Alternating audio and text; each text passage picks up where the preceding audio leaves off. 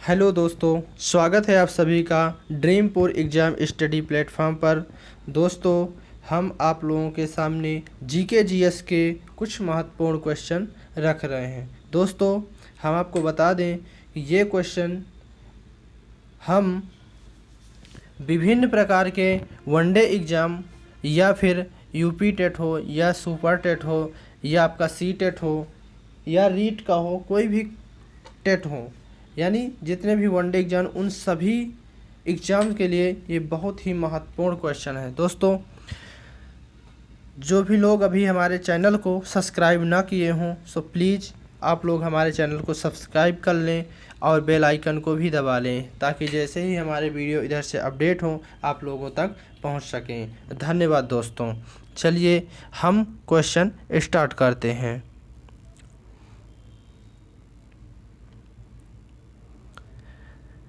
भारत में लेह बेरी के नाम से कौन सी पर्णपाती झाड़ी प्रसिद्ध है?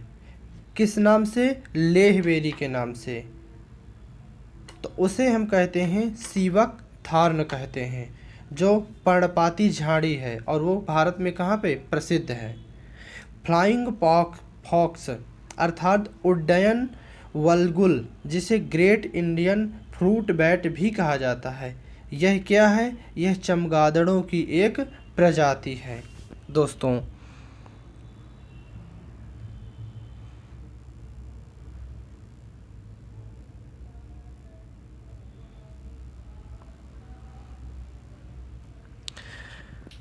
भारत में लेह बेरी के नाम से कौन सी पर्णपाती झाड़ी प्रसिद्ध है? वह है सीबक थॉर्न है। भारत में अति वनों का सर्वाधिक क्षेत्र किस राज्य में पाया जाता है? तो अरुणाचल प्रदेश में। यानी भारत में अति सर्वाधिक वनों का क्षेत्र किस राज्य में पाया जाता है? वह अरुणाचल प्रदेश में पाया जाता है। दोस्तों, चलिए आगे देखते हैं। एम स्ट्रिप्स शब्द किससे संबंधित है? तो यह बाघ के अभयारण्यों के रखरखाव से संबंधित है। क्या? एम स्ट्रिप शब्द। भारत में जैव सुरक्षा उपसंधि प्रोटोकॉल पर कब हस्ताक्षर किए गए थे? तो ये 23 जनवरी 2001 को किया गया था। दोस्तों, चलिए आगे देखते हैं।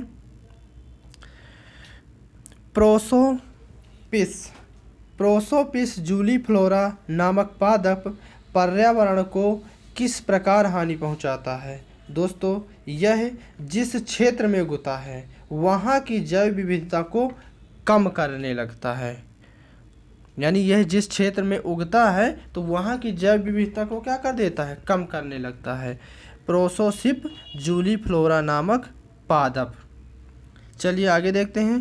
भारत में सिंहपुच्छ वानर मकाक के प्राकृतिक आवास कहाँ पाए जाते हैं? तो यह तमिलनाडु के केरल एवं कर्नाटक में पाए जाते हैं। तमिलनाडु, केरल एवं कर्नाटक में पाए जाते हैं। चलिए आगे देखते हैं। किस पक्षी के विलुप्त हो जाने के कारण मॉरिशस में सीडरॉक्सी ग्रैंडिफ्लोरम नामक पादप प्रजाति भी विलुप्त हो गई? डोडो पक्षी। यह उपर्युक्त पौधों के फल को खाकर उसके बीजों के अंकुरण में सहायक था। भारत का प्रथम समुद्री राष्ट्रीय उद्यान कहाँ स्थित है? तो यह है कच्छ के खाड़ी में। कहाँ पर है? कच्छ की खाड़ी में।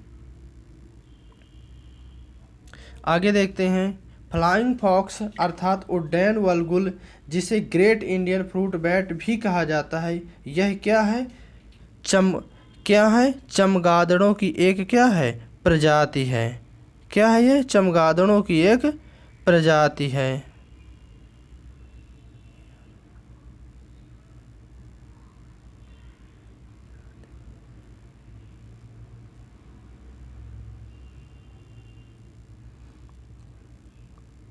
रेड डाटा बुक अथवा रेड लिस्ट किस संगठन से संबंधित है?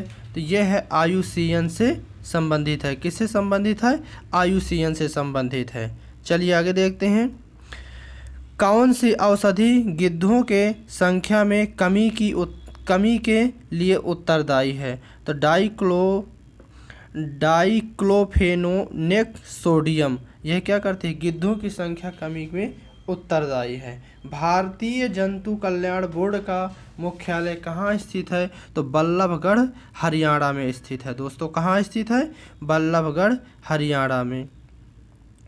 वृक्षों पर रहने वाले किस स्तनधारी का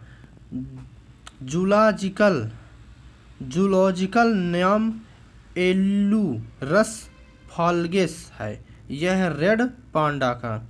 भारत में रेड पांडा के प्राकृतिक आवास कहाँ पाए जाते हैं? तो यह पाए जाते हैं उत्तर पूर्वी भारत के उप हिमालयी क्षेत्र में पाए जाते हैं। कहाँ पाए जाते हैं? उत्तर पूर्वी भारत के उप हिमालयी क्षेत्र में पाए जाते हैं। वृक्षों पर रहने वाले किस स्तनधारी का जूलॉजिकल नाम एलुरस फाल्गुस रेड पांडा है? दाची ग्राम राष्ट्रीय उद्यान किस जंतु के संरक्षण के लिए प्रसिद्ध है?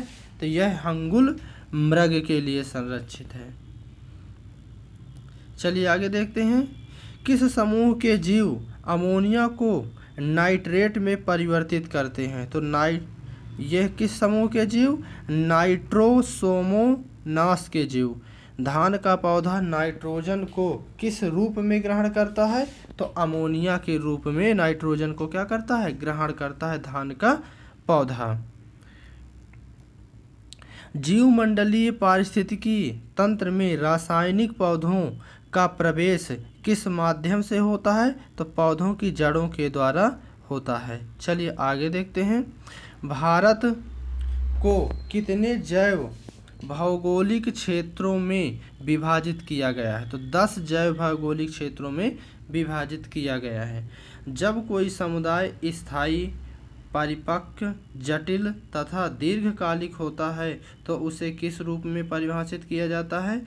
चरम समुदाय के रूप में परिभाषित किया जाता है। आगे देखते हैं। किस वृक्ष को कल्प वृक्ष की उपमा प्रदान की गई? तो नारियल को किस वृक्ष को? कल्प वृक्ष की उपमा प्रदान की गई है। चलिए आगे देते हैं। क्षेत्रफल की दृष्टि से भारत का सबसे बड़ा जैवमंडल अंतरिक्ष क्षेत्र कौन सा है? तो मन्नार की खाड़ी है। कहाँ पे है? मन्नार की खाड़ी है। चलिए भारत में कौन सा राष्ट्रीय उद्यान पक्षियों के स्वर्ग के नाम से प्रसिद्ध है? तो केवलादेव राष्ट्रीय उद्यान। कौन सा? केवलादेव राष्ट्रीय उद्यान भरतपुर राजस्थान में स्थित है। यह किसके लिए? भारत में राष्ट्रीय उद्यान पक्षियों के स्वर्ग के नाम से जाना जाता है।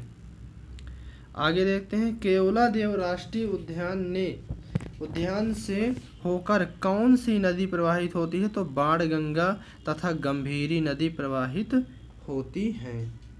वनस्पति संरक्षण हेतु स्वस्थानीय संरक्षण पद्धति के अंतर्गत कौन सा स्थल सम्मिलित नहीं है? तो वनस्पतिक उद्यान सम्मिलित नहीं है। कृत्रिम ग्रीन हाउस द्वारा वनस्पतियों का संरक्षण किस विधि के अंतर्गत आता है? तो बाह्य स्थानीय संरक्षण पद्धति के अंतर्गत। वर्तमान में भारत में कुल कितने जैवमंडल रिजर्व हैं? तो 18 जैवमंडल रिजर्व हैं। भारत में प्रथम जैवमंडल अंतरिक्ष क्षेत्र कहाँ स्थापित किया गया है? तो नीलगिरी में वर्ष 1986 में। कार्टाजेन प्रोटोकॉल किससे संबंधित है? तो जैव सुरक्षा समझौता से संबंधित है। चलिए आगे देखते हैं। किस प्रकार की जैव विविधता का उपयोग प्रजनन कार्यों में किया जाता है? तो आनुवांशिक। कौन सी? आनुवांशिक जैव विविधता का प्रयोग किया जाता है प्रजनन कार्यों में। ठीक है। चलिए आगे देखते हैं।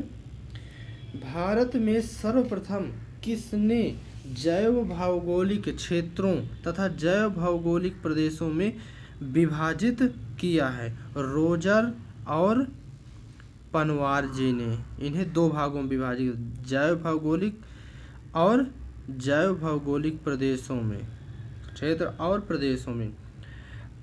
अर्बादा क्या है? तो कछुओं के कुछ प्रजातियों की व्यापक घोंसला प्रक्रिया है। क्या? कछुओं की कुछ प्रजातियों की व्यापक घोंसला प्रक्रिया है। क्या? अर्बादा। पर्यावरण संरक्षण हेतु वर्ष 1961 में स्थापित वर्ल्ड वाइड फंड का मुख्यालय कहाँ स्थित है? तो ओस्लो, नॉर्वे में स्थित है दोस्तों।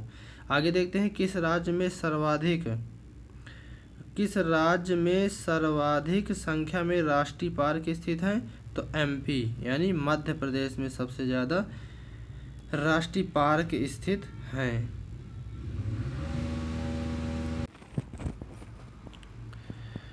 जैव सुरक्षा का कार्टजेन प्रोटोकॉल किस केंद्रीय मंत्रालय द्वारा क्रियान्वित किया जाता है? तो यह पर्यावरण एवं वन मंत्रालय द्वारा इसको क्रियान्वयन किया जाता है। भारत का प्रथम नेशनल फॉर मरीन बायोडायवर्सिटी किस शहर में स्थित है? तो जामनगर, गुजरात में स्थित है दोस्तों। चलिए आगे देखते हैं। उड़ने वाली छिपकली